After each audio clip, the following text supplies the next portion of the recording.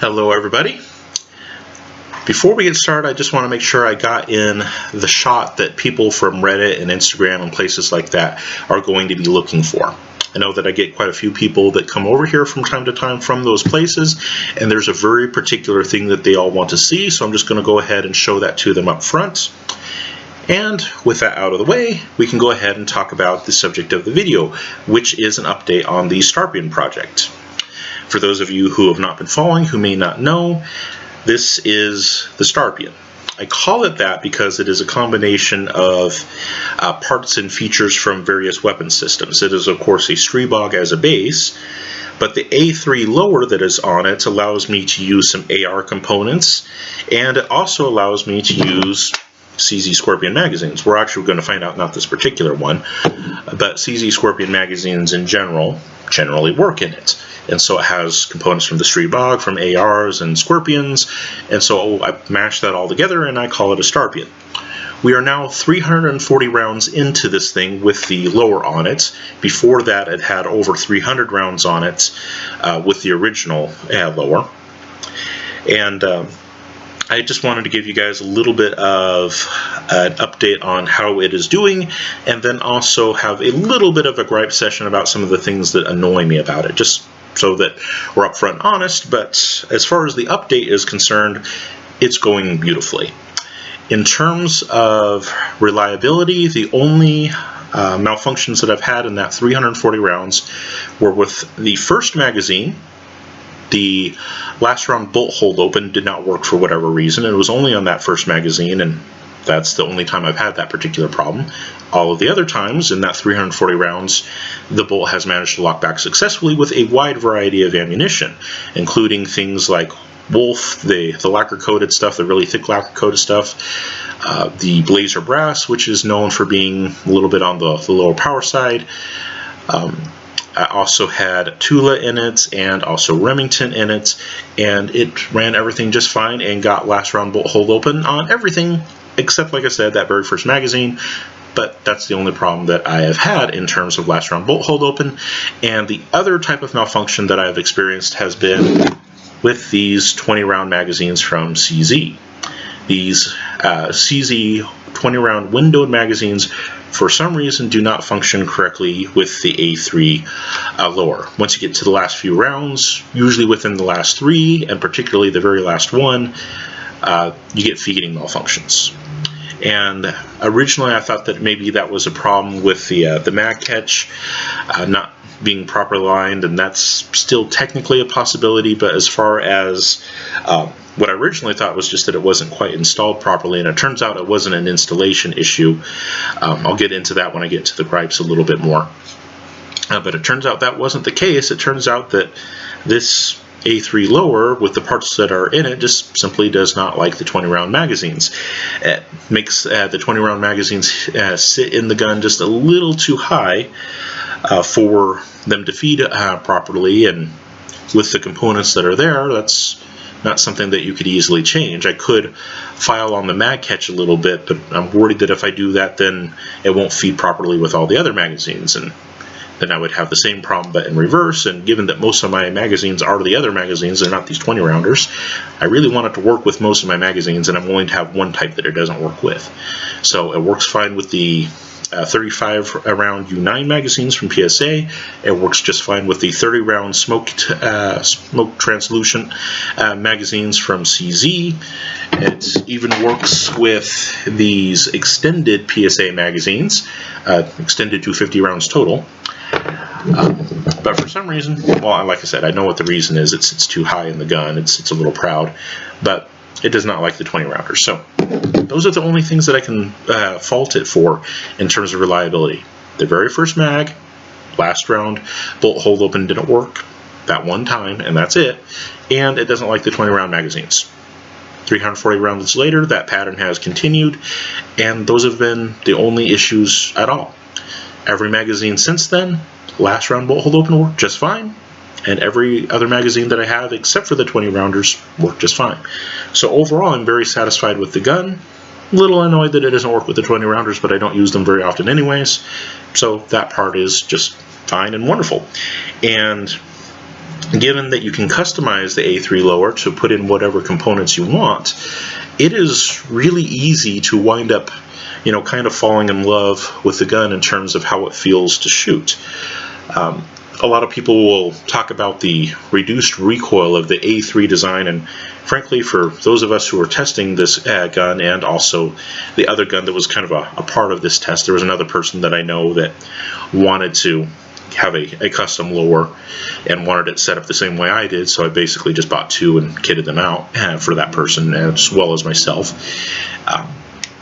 And they know people, I know people, and we've all been out shooting these things. And you know, in terms of recoil that a lot of people talk about with the A3 versus the other one, the other person that I'm talking about has the A1 model, the SP9A1. This is the SP9A3 for the Stribog, and they talk about, you know, the roller delay reduces felt recoil.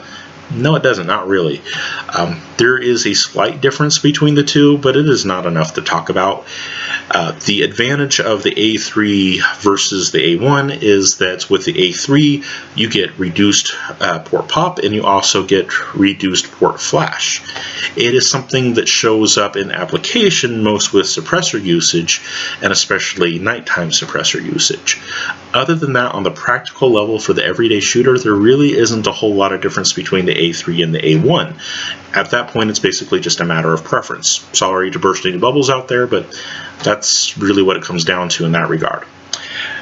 But the one thing that all of us agreed on, both the person who has the SP9A1 and everyone who tested that, and myself with the A3 and everyone who's been helping me test the A3, we've all agreed that being able to customize the features just makes the gun that much more pleasant to shoot and really incredibly fun. And given that it is supremely reliable now, like I said, the only real reliability problems were with the very first magazine and with these 20-round mags. And so if we, you know, avoid the 20-round magazines and the other problem has never presented itself again, it's been supremely reliable and just really fun to use. And so much so to the point that I actually wound up putting a little bit of pick rail on the side, and those of you guys who know my channel and know me know that that is where I would usually place my weapon light. My weapon light that I use on my bedside gun has a quick detach on it, so I can move it from gun to gun. And if a gun is such that I think that it is worthy of a spot in my defensive lineup as one of my bedside guns, I put a little bit of pick rail on the side to say, I've tested this thing and I'm confident that it could work in this role. That's where I am with this gun now. I'm confident that it could be used in that role. Now, that does go with the caveat that I've only tested full metal jacket ammunition in it so far, and so, you know, you would really prefer to have hollow points being tested, but hollow points are extremely expensive right now, so testing is limited on that one. And so if I were to use this as it is right now in a defensive situation, I would be using it most likely with full metal jacket, which of course decreases the effectiveness on target and increases the likelihood of over penetration problems, so there's limited application for it that way. But in terms of reliability, given that it is perfectly reliable as long as I avoid the shorty magazines, I don't mind, you know, betting my life on it. I'm that confident in it.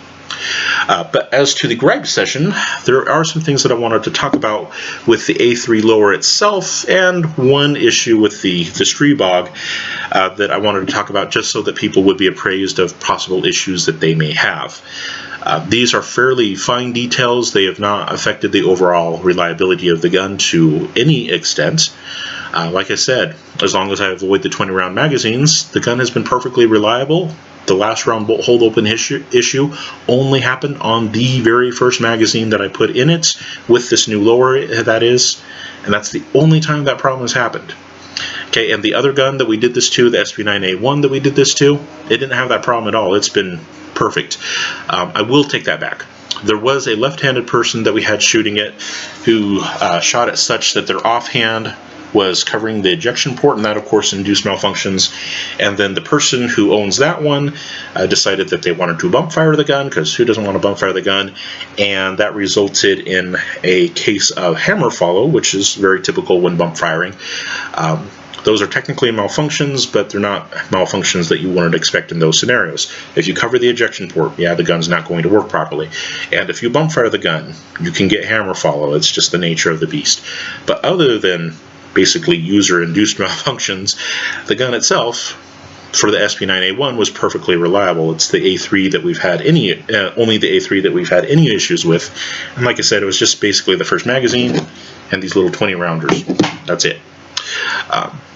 As to gripes, my first gripe that I will mention is the front pin is fairly loose, and it actually will walk out if you're firing the gun quite a bit. So it's loose enough that not walk out completely, I should say, but it will walk out a bit. Just that first couple of millimeters to make it flush with the gun. So normally it's supposed to sit like that after you've been firing it for a while, and it usually does take quite a while. It's like, you know, 150-ish rounds before you really start to notice any significant walking. But we'll say 100+ rounds, it will start to walk out to the point where it is basically, that front pin is basically flush with the rest of the gun. Now, does that bother me? No, it doesn't, because it's not going to walk past that on this particular gun. That's as far as it can walk.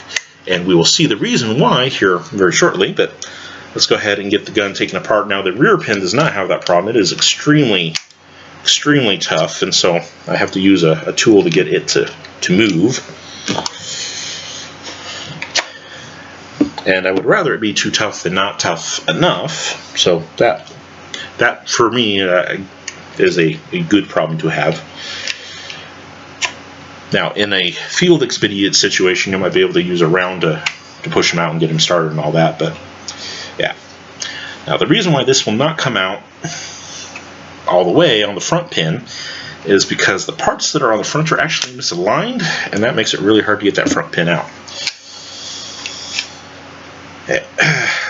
Talk about the A3 lower here in a few seconds, and we'll talk about that alignment problem. But before we do that, I want to talk about a couple of gripes with the SP9A3 and also the SP9A1 first. For one, there is this little piece of spring steel inside of the upper receiver of the Stribog, and that little piece of spring steel is what impinges on the bolt stop in the A3 lower. There's actually just a little tab right there that you can see that the other side does not have, but that little tab right where my thumb and index finger are, that little tab presses against that one itty bitty piece of spring steel right there, and that's what keeps the bolt stop down. My problem with it, my gripe, is that when I'm cleaning the gun with a bore snake, if I try to clean it through the bottom instead of going through the ejection port like I've learned to do, because that's kind of what you need to do in order to avoid this problem, but if I try to clean it through the bottom and I drag the bore snake through there, it will almost always inevitably catch on that little piece of spring steel and try to get dragged through the barrel as well, and then this little piece of spring steel gets bent out of shape and all kinds of things, and I'm sitting there with a pair of pliers trying to bend it back into shape and all that, and it's just really super annoying. It's needed to make sure that the bolt stop functions correctly and it doesn't engage when it's not supposed to, but it is very inconveniently placed such that when you go to clean the gun and run a bore snake through it, if you do it through the bottom, it creates problems. So I've learned to start taking the bore snake through the ejection port. That is a gripe. And then another gripe that I have with the Stribog itself, and this applies to both the A3 and the A1, is this little block right here. This little block is a metal block that is directly attached to the barrel, and what happens is when the barrel heats up, this little block underneath here also heats up. And so if you have your hand right there, your offhand out there while you're shooting, and the gun heats up, well, that's direct contact right there, and that's going to kind of hurt. So less than ideal. So a couple of gripes with the Stribog in that regard. First, you have to be careful when doing maintenance to not bend that little piece of spring steel out of shape, otherwise the bolt stop will not work properly, and if you bend it out far enough, you'll actually cause reliability issues because it'll start interfering with the magazine and doing weird things. So that is annoying, and then also the little metal block that protrudes through the hand guard, basically through the main aluminum receiver itself that is directly connected to the barrel. Doesn't seem like an overly wise idea to me. I'm sure it's there for a reason structurally and all those kinds of things, but it heats up fairly quickly and it's really annoying. But hasn't stopped me from shooting it, so evidently not that big of an issue. Now let's talk about the lure itself. Alright, so the lure itself, like I said, the front pin here usually is basically stuck. It'll wiggle out a little bit. So it'll go a couple of millimeters, it'll try to walk out, and then it gets stuck, and that's because all of the things that are up front are frankly not quite properly aligned, and so it winds up catching it. As to the bolt stop, it turns out that the left side one, as you're looking down the gun, the left side tab and hole is actually angled out slightly. So if I hold the other one straight, you'll notice that there's a very obvious angle to the other one. Okay, they are definitely offset from one another.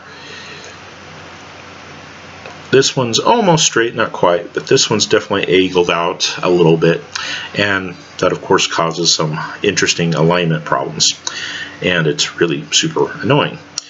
And it makes getting that front part of the lower receiver off rather inconvenient. Now, this whole thing used to be black coated, but of course in the process of using it, things will wear, and noticing where the wear is fairly easy and straightforward. And that little part right there that's kind of has the half moon cut in it has been where the bolt from the gun has been impacting the bolt stop, which is what the bolt stop is supposed to do. It's supposed to stop the bolt. But of course it leaves a fairly large wear pattern. You can see it catches quite a bit of the bolt. And then along the top of the bolt, that has actually been hit by the hammer several times and taken just a little bit out. Now you can see that a little bit more clearly from the front, just how much of it was taken out by the hammer, and it's not very much at all. It's not probably even a 32nd of an inch.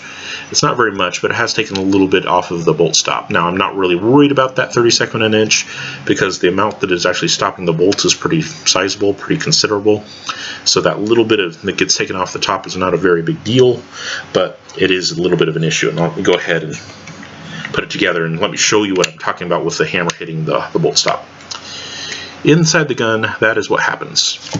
The hammer comes forward, it hits the bolt stop, and it causes that little bit of a divot. Now, in terms of reliability, this hasn't caused any light strikes or anything like that, so it seems to be perfectly functional, but for whatever reason, it does hit the bolt stop just a little bit, and it has actually caused the hammer to develop an interesting wear pattern. You can see a little bit of striation going up and down, which is normal and what you would expect for a hammer, but there's also a horizontal striation pattern as well, and that's from it hitting that bolt stop, like I said.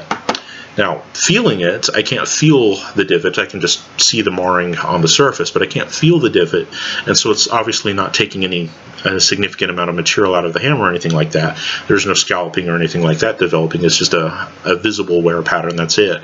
And so it's not really affecting reliability or anything like that, but it is kind of weird and annoying that that is happening. Also on the front end, these little cuts into which the bolt stop fits, when I first got the lowers, both my lower and the other person's lower, the little cuts right there at the corner were not rounded like they are now. Instead, they were sharp, and they kept the bolt catch from freely moving as I wanted it to, so I sanded those down a little bit to make them rounded out. And then on the other lower, the whole surface across here I actually sanded down a little bit, and especially on the sides to bevel it out to match the bevels on either side of the bolt stop so that it would fit a little bit more flush. This one does not, unfortunately, so I can set it in there and have it rest as far as it can, and you'll see it does not fit all the way into the cuts. So that's as far down as the bolt stop moves, and of course there's a considerable amount of the cut underneath there that it does not move into. I mean, the cut comes all the way down here. The bolt stop very clearly, very obviously does not move all the way down into that cut. Let's see, yeah, there's as far as it goes. Like I said, if you bevel out the sides here, you can get it so that it fits flush, or at least more flush, but I did that with the other one, knowing that it was going to someone else. I wanted everything to fit and be proper and all that, and all the prettiness to be taken care of and all that kind of stuff. So I sanded on that one, beveled it down a little bit. This one I didn't worry about it because it wasn't affecting functionality, but those corners were definitely affecting functionality, so I sanded them down. And then also in installing the drop-in trigger on one of them, I can't remember if it was this lower or if it was the other lower, but on one of them I noticed that the drop-in trigger was not dropping in properly. It took a lot to get the pins to go through properly. And it turns out that there was a little bit of extra material in the bottom of the pocket. What I should have done is just taken a Dremel and just taken off, you know, maybe a 32nd of an inch of material off the bottom. That's all that it would have taken to make it fit properly. So it didn't quite fit quite as proper as it should have. Like I said, with a little bit of persuasion, I eventually got it to work. And now both of them, in terms of the trigger functioning, are just fine. But had I known then what I know now, I would have taken a Dremel and just made sure that that little extra bit of surface there was not there. But other than that, the drop-in triggers worked like drop-in triggers are supposed to. As you can see in the pocket, the back part of the pocket is built up a little bit, which I think is meant to deter people from trying to add certain things back there, which, if you know ARs and their history and things like that, you will probably have a pretty good idea of what people might want to add to the rear pocket of a lower. I'm a little bit disappointed that they tried to deter people from doing that. If people want to get inventive and find ways around that, I personally would not have any problems with that. The federal government might, but I personally would not have a problem with that. In installing the safety, it basically installed like any AR safety would. It does have a little bit of play side to side, but that's not entirely unusual with AR safeties. At least depending on the particular lower that you're looking at, there can be a little bit of play, and this is not outside of the realm of the safety play that I've had with other ARs that I've had in other AR-based designs. So that doesn't really bother me to any significant extent. The junction point for the pistol grip, that was easy enough to deal with. There were not any major issues there. As you can see, I went with the Mo Plus grip from Magpul because I find these to be very comfortable. They're not always the best under field conditions, as it were, because they do weird things when you get them wet or oily. But in terms of maybe an indoor gun or just a recreational gun, they are very comfortable, and I've grown to like them quite a bit.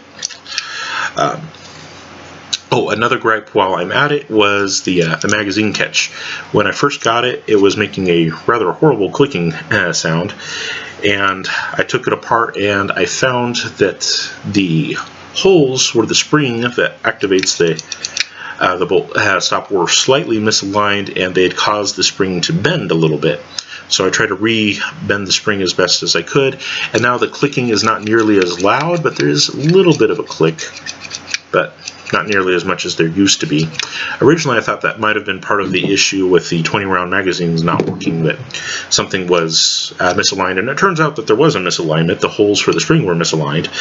But in terms of things that would cause significant fitment beyond that, I couldn't find anything that would be indicative of a magazine not working correctly. So it just looks like with this particular lower, with these particular magazines, that combination just simply doesn't work.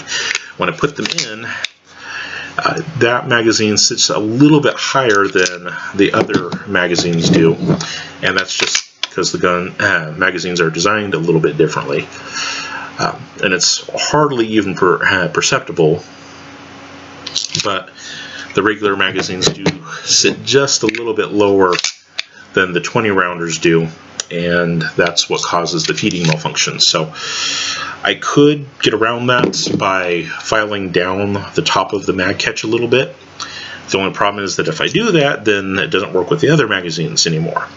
The other option is to file the stop on the magazine itself a little bit, which means I don't have to alter the lower itself, which would be good. But then if I did that, it wouldn't work properly in the StARpions anymore.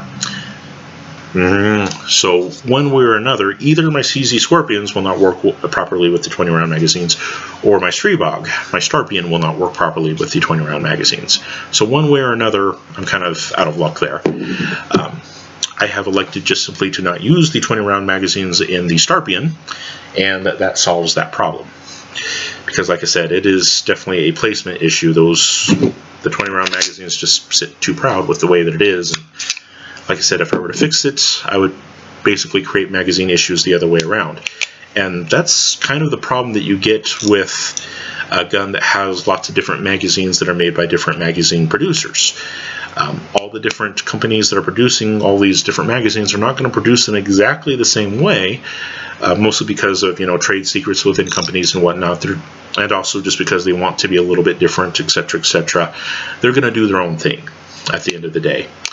And of course, to a certain extent, they're going to want to avoid patent infringements and those kinds of things. And so they're not always going to be exactly the same.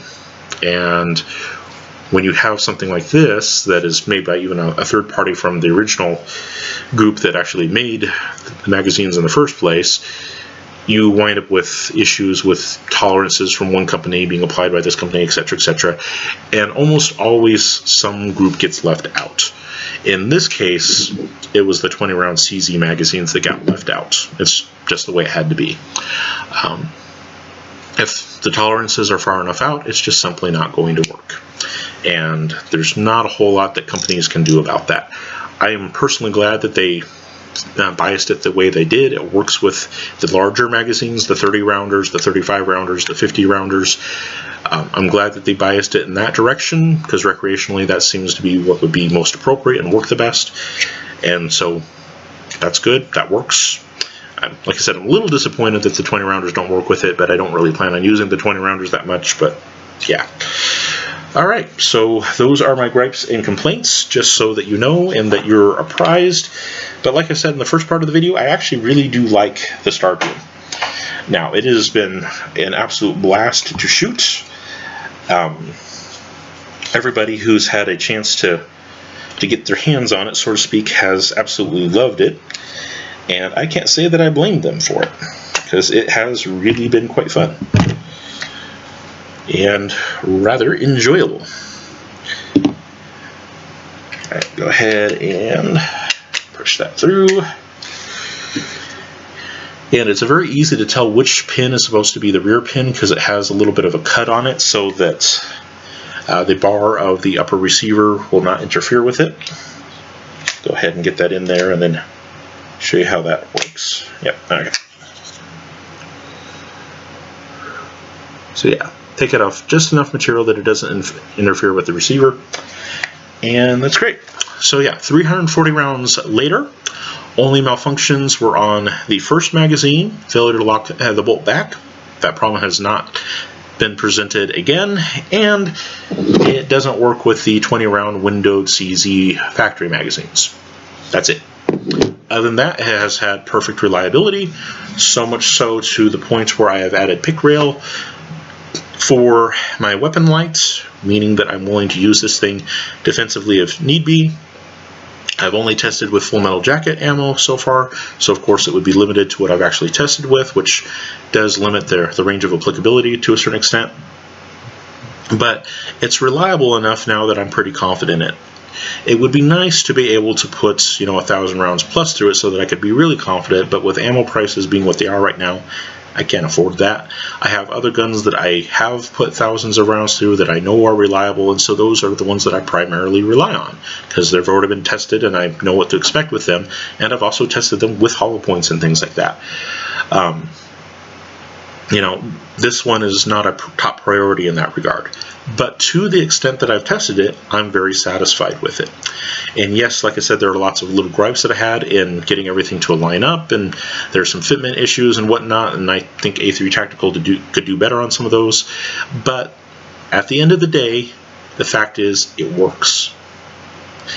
And I was able to customize it. I was able to get the grip that I like. I was able to get a trigger that I like. A 3.5 pound trigger, the 3.5 pound PSA trigger, is a pretty nice trigger.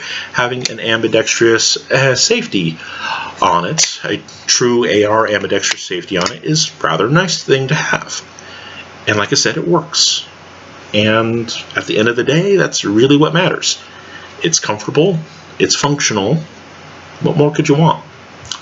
All right, thank you guys for your time and attention. For those of you who are in Christ, go with God and be blessed. For those of you who are not, I pray that you would come to know the true Christ of history, the only genuine Savior of mankind. Amen.